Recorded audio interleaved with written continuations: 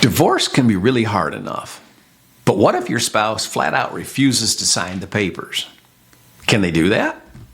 Will the judge force them to sign? What's going to happen if they don't? Let's break down what really happens when one spouse tries to just jam up the process. I'm Jim Kraayeveld, founding and lead attorney at Kraayeveld Family Law. In Michigan, you don't need your spouse's permission to get divorced. The process simply starts once one spouse files. The court will set deadlines. There's typically a waiting period, 60 days for divorce without minor children, 6 months for divorces with minor children, and then there will be steps that you can proceed with: discovery, settlement, potentially mediation.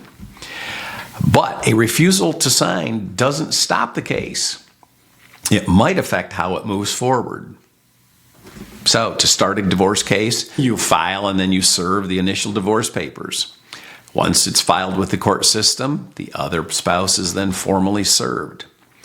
They can respond or they can ignore. If they ignore it, the divorce then just simply will be granted without that other spouse's involvement. You'll get a default and a default judgment, and the parties proceed to get a judgment.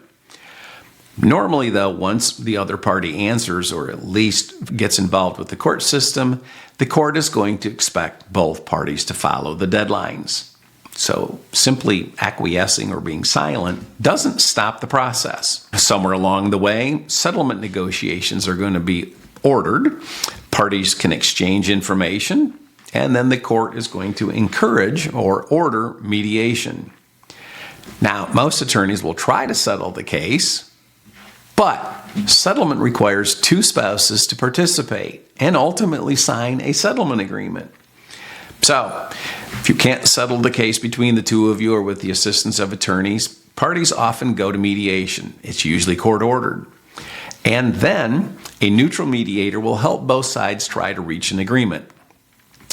But you can have a spouse that refuses to attend mediation, or they attend but they refuse to reach an agreement. Or they purportedly reach an agreement, but then they refuse to sign the agreement. And the mediator simply stuck reporting back to the court system saying, no agreement, and the case moves towards trial. Now, if you go to trial, or you're ordered to go to trial, you're scheduled to go to trial, and your spouse still continues to refuse to agree to anything or sign anything, you're stuck going to trial. And at the trial, your judge is going to be the one who makes the decision regarding property, custody, child support, spousal support, all of the other issues. Now, of course, we all know the downside of going to trial: higher legal fees, months, sometimes years of delay. You have far less control over the outcome. There's a lot more stress, and that usually ends up with a result that might not satisfy either party. But at the end of the day, the court has the authority, and it is a judge's signature that finalizes a divorce, not your spouse's. So even if your spouse refuses every step of the way, it's the court that has the authority to end your marriage. Now, judges prefer cooperation. They would like people to settle their own cases. They know their kids better. They know their assets better. But a judge isn't going to let one spouse hold the other spouse hostage. So, practical tips: don't panic if your spouse simply refuses to sign. It just means that your case is going to take a little bit longer, different path. Work closely with your attorney and try to figure out, why is your spouse refusing to sign the agreement? Why aren't they reaching an agreement? Are your differences far enough apart to warrant a trial with all of the associated costs? Now, if your spouse owes you $2,000 for a credit card debt, is it really worth spending $20,000 going to trial? Sometimes you need to take a step back and be realistic.